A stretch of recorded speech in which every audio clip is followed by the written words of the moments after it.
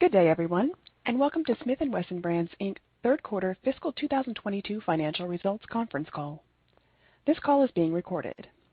At this time, I would like to turn the call over to Kevin Maxwell, Smith & Wesson's General Counsel, who will give us some information about today's call. Thank you and good afternoon. Our comments today may contain forward-looking statements. Our use of the words anticipate, project, estimate, expect, intend, believe, and other similar expressions are intended to identify forward-looking statements. Forward-looking statements may also include statements on topics such as our product development, objectives, strategies, market share, demand, consumer preferences, inventory conditions for our products, growth opportunities and trends, and industry conditions in general. Forward-looking statements represent our current judgment about the future and are subject to the risks and uncertainties that could cause our actual results to differ materially from those expressed or implied by our statements today. These risks and uncertainties are described in our SEC filings, which are available on our website, along with a replay of today's call. We have no obligation to update forward-looking statements. We reference certain non-GAAP financial results. Our non-GAAP financial results exclude costs related to the planned relocation of our headquarters and certain manufacturing and distribution operations to Tennessee, the spin-off of the outdoor products and accessories business in fiscal 2021, COVID-19 related expenses, and other costs. Reconciliations of GAAP financial measures to non-GAAP financial measures can be found in our SEC filings and in today's earnings press release, each of which is available on our website. Also, when we reference EPS, we are always referencing fully diluted EPS. Finally, when we discuss NICS results, we are referring to adjusted NICS, a metric published by the National Shooting Sports Foundation based on FBI NICS data. Adjusted NICS removes those background checks conducted for purposes other than firearms purchases. Please remember that adjusted NICS background checks are generally considered the best available proxy for consumer firearm demand at the retail counter. Because we transfer firearms only to law enforcement agencies and federally licensed distributors and retailers, and not to end consumers, NICS generally does not directly correlate to our shipments or market share in any given time period. We believe mostly due to inventory levels in the channel.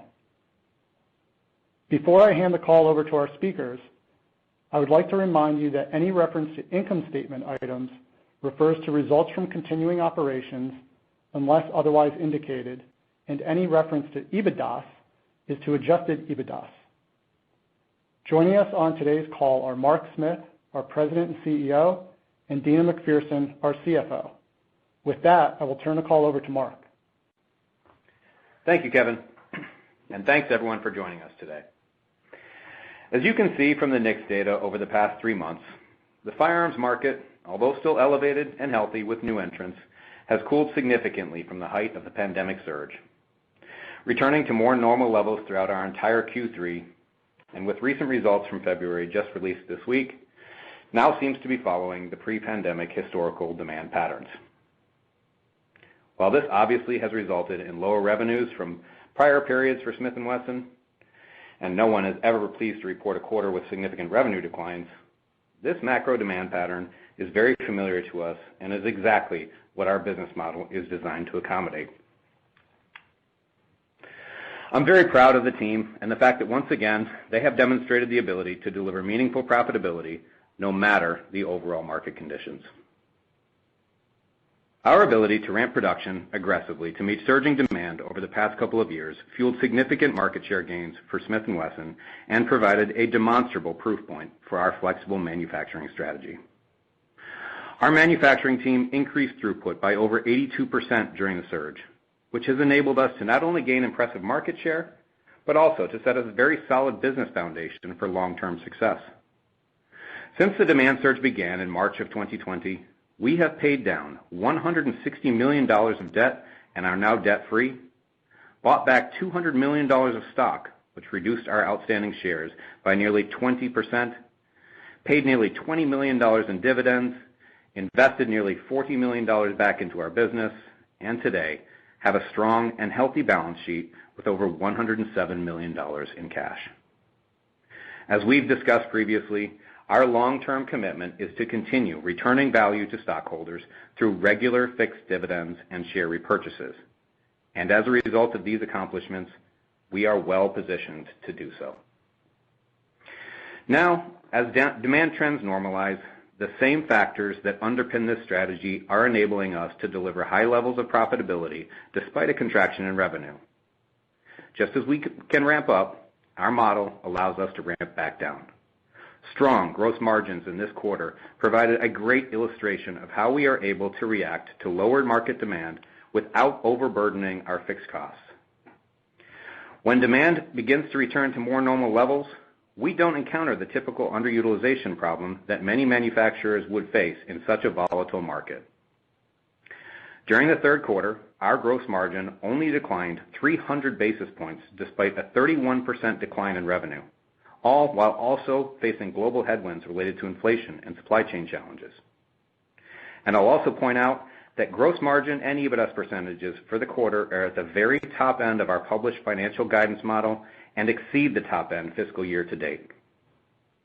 The firearms market has always been subject to cyclicality, which is why our focus as a company has been on managing our business for the long term. Sustainable growth, emphasizing safety, quality, new product innovation, and operational excellence that will endure the test of time. Our solid foundation and strict adherence to our core strategic principles continue to position us for strong financial performance and industry leadership in any market condition. Speaking now specifically to our third quarter results, slower consumer demand for firearms was the primary factor driving the year-over-year decline in revenue. As you'd expect, we experienced steeper declines in the long gun category than we did in handguns, but we also saw sharply lower volumes in polymer frame pistols versus a year ago, partially offset by our revolvers, which are still in high demand. With our top-end capacity levels being much higher than many of our competitors, we were able to refill the channel very quickly during our second quarter as demand slowed. And since then, the inventory levels in the channel for our products have remained largely flat, indicating a strong sell-through of our shipments during the quarter, albeit at lower levels. It is also important to note that despite lower volumes, our ASPs remain very strong. Throughout the surge, we have been actively working to optimize our product line portfolio by rationalizing certain SKUs or occasionally entire product lines, introducing new products to replace them, and evaluating pricing across the entire line. With higher ASPs from pricing and mix offsetting nearly at 22% of the volume-related declines in the quarter, the results of those efforts are evident. While a more competitive market in the near term will likely pressure those ASPs to some degree, we do anticipate that long term, the majority of those gains will be lasting.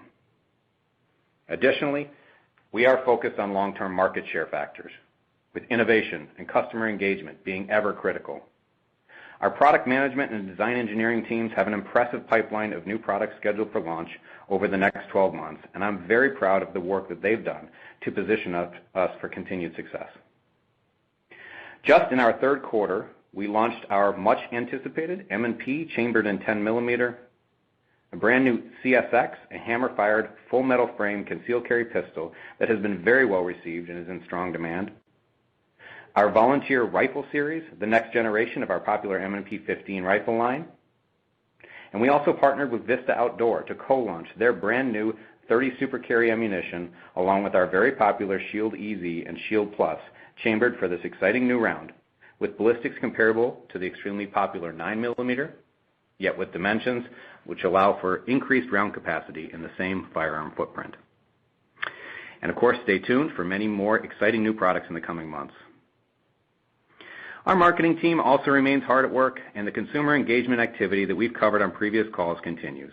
The brand campaigns we developed around the 10mm M&P reached over 3 million customers just on the first day. And we had a similar response for the content we created for the CSX Volunteer, and 30 Super Carry, with each reaching over 3 million customers during the initial week. And all of this great work is also being recognized by our industry partners.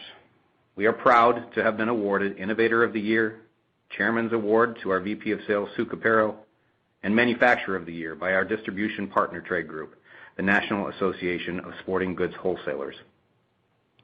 In summary, we remain well positioned for the long-term growth as the industry leader, leveraging innovation and technology coupled with an agile business model designed to quickly adapt to changes in the marketplace.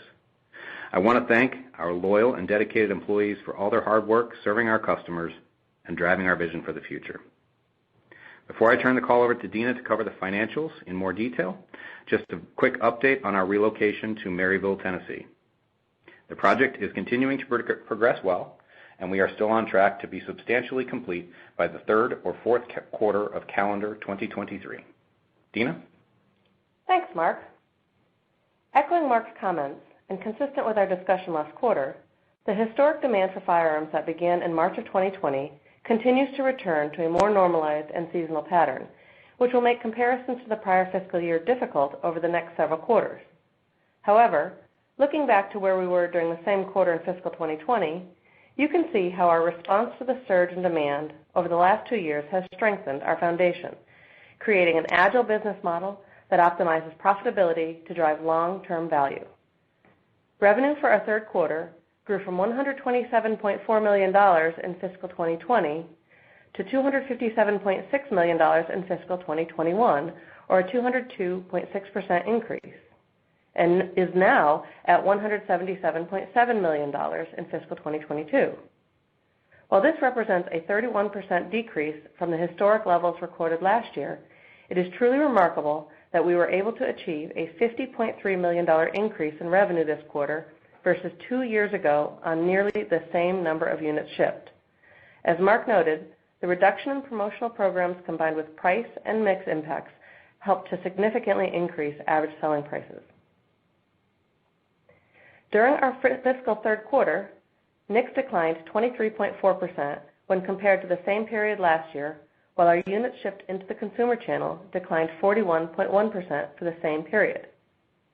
But we believe that quarterly figures are not reflective of our true market position, as our flexible manufacturing model allows us to quickly adjust capacity relative to changes in demand. The outsized share gains we captured as demand surged have largely endured, as evidenced by viewing our results on a year-to-date basis relative to 2020, where our sporting goods shipments are up 56.3% versus a 25.7% growth in NICS. Gross margin was 39.6% in the quarter, which was 300 basis points below the 42.6% realized in the prior year comparable quarter, but is 1,160 basis points above the 28% in the third quarter of fiscal 2020. The decrease in revenue was the primary driver for the decrease in margin percentage, while impacts related to unfavorable absorption, inflation costs on certain labor and material, and payroll-related accruals associated with our planned relocation to Tennessee were offset by the impacts of price increases and favorable mix shifts during the fiscal year. Operating expenses of $30.7 million for our third quarter were $1.4 million above the prior year comparable quarter, primarily due to $1.7 million of costs related to our planned relocation to Tennessee, as well as increased marketing, trade show, travel, and sales promotion costs, much of which is associated with a return to more normal business operations after pandemic restrictions began to ease. Partially offsetting these increases were reduced distribution, legal, and compensation-related costs. The decrease in revenue was a primary driver for a $31.7 million reduction in income. GAAP earnings per share of 65 cents was 47 cents lower than the $1.12 realized in the prior comparable quarter, and non-GAAP earnings per share of 69 cents compared with $1.12 during the third quarter of last year. Finally, EBITDA of $51.9 million was $37.9 million lower than the prior year and 29.2% of revenue. During the third quarter, we generated $6.9 million of cash from operations and spent $5 million on capital equipment, resulting in $1.9 million of free cash generated in the quarter. During the third quarter, we completed our $50 million share repurchase authorization, acquiring 2.8 million shares of our common stock on the open market. Since we completed the spin in August 2020, we have repurchased nearly 10.9 million shares and reduced our share count by nearly 20%. We will not be able to repurchase any additional shares prior to the 2-year anniversary of the spin in August 2022. We paid $3.7 million in dividends and ended the quarter with $107.3 million of cash and no bank debt. Our board has authorized the payment of our 8-cent per share quarterly dividend to shareholders of record on March 17th, with payment to be made on March 31st. Looking forward into our fourth quarter of fiscal 2022, inventory in the channel remained relatively stable throughout our third quarter. As of today, our distributors have approximately 18 weeks of supply, representing a broad range of products. We believe current channel inventories are healthy, which ultimately drives positive consumer experiences by ensuring adequate supply to balance normal production levels and still meet short-term fluctuations in demand. With strong inventory levels in the channel and more normalized consumer demand as demonstrated by February NICS, we expect our fourth quarter financial performance to return to pre-pandemic levels, implying flat results sequentially. For these purposes, March 2020 represents the start of the pandemic. We expect to build internal inventory throughout the fourth quarter as we continue to restock after last year's complete depletion of finished goods inventory. In spite of the expected reduction in sales and approximately $3 million in expense related to our Tennessee move, we will continue to meet or exceed the targeted gross margin, EBITDA, and cash metrics that we shared last June during our Analyst Day. As a reminder, at that time, we highlighted our goals of maintaining EBITDA margins of 20 to 30%, gross margins of 32 to 42%, and generating more than $75 million in cash annually.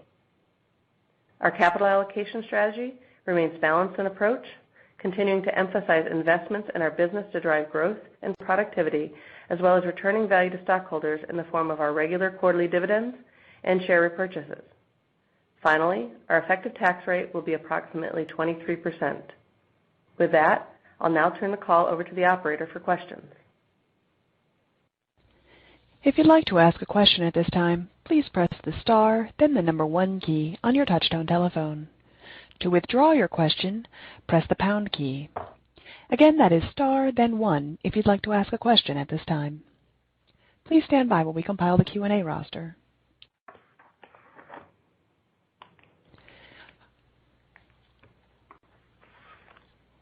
Our first question comes from Mark Smith with Lake Street Capital. Hi, guys. First, I wanted to just dig into pricing a little bit more in ASP. Can you guys quantify or discuss how much maybe you took in January? Hey, Mark. In January, we took a 3% on average across the board. Obviously, mix was different on certain product lines, but on average, it's about 3%. Okay. And as we look at new products, especially those that have come out in the last couple months, are we seeing, it seems like typically higher pricing on these new products, right? Yeah. I mean, that's, as I said in the prepared remarks, that's kind of the goal here is to, kind of readjust, I guess, if you will, our pricing portfolio. We feel like the brand is definitely, and I think it's been proven over the last year and recent results, that the brand is definitely able to command that higher price point. So we've done a lot of work over the last 18, 24 months on kind of realigning the product portfolio and moving certain product lines completely out of the portfolio and replacing them with, as you can see, with a lot of new product and a lot of new product to come to kind of hold those ASPs and drive some lasting change there. Perfect. And as we look at the promotional environment, at retail, are you beginning to see some signs of promotion, or do you feel like we're still a little ways off there and in line with that? Do you guys feel like with inflationary pressures, there's still opportunities or that you can take future price increases? I definitely think that if the inflationary pressures continue, that we will that we'll be able to pass those through price increases. But obviously, it depends on the market at the time, and we'll make that evaluation when we come to it. If you remember last year, we did one in the summertime in June, and then another one in January. So we've been able to offset a lot of the inflationary pressures to date. I expect that we'll be able to continue doing that. And as far as the promotional environment, I think we are definitely beginning to see the early signs of the promotional environment starting to kind of kick in a little bit. Now, with that said, it's not it's by no means any kind of a panic race to the bottom. It's just people, I think, kind of trying to trim around the edges a little bit. And, so I think the market, as you can see from the NICS, is kind of returning back to normal historical levels. Although, as I said, still elevated, but it is kind of starting to get a little more competitive out there, and product is available at retail from multiple brands. Okay. And then I think the last one for me, just can you guys dig in a little deeper on your flexible manufacturing and maybe talk about any pullback or shutdown on some of the outsourcing that we've seen here recently? Yeah, as we talked about many times before, that model is pretty unique for us and allows us, I think, to react a lot faster to some of the demand changes that we see in this volatile market. We can ramp up very quickly, as we saw, back in March and April, and early part of the summer of 2020, and then we can, on the flip side, we can ramp that back down pretty rapidly as well, and that allows us. Our flexible manufacturing model, just in a nutshell, that ramp up is using outsourced capacity. So when we ramp back down, our facilities remain 100% utilized, and helps us on fixed cost absorption and remaining profitable no matter the market conditions. So that's, as you can see here in this quarter, that's how we're able to do that. Hey, Mark, it's Dina. Some of the some of the parts increases that you see in our balance sheet, if you look at inventory, that's because we do ramp our suppliers down slower than we might ramp ourselves down in order to give them a soft landing. We don't want to destroy the relationship we have with them. We have great partners, so we do ramp them slower because we know that our products are going to sell in the future. We're willing to take that in. So finished parts will grow a little bit during that period of time, and then eventually finished parts will start coming back down as finished goods are made.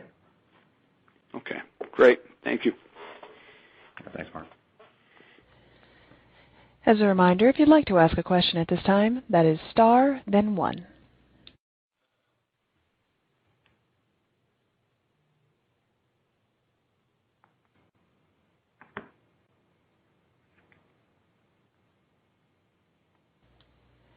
As a reminder, ladies and gentlemen, that is star, then 1 to ask a question.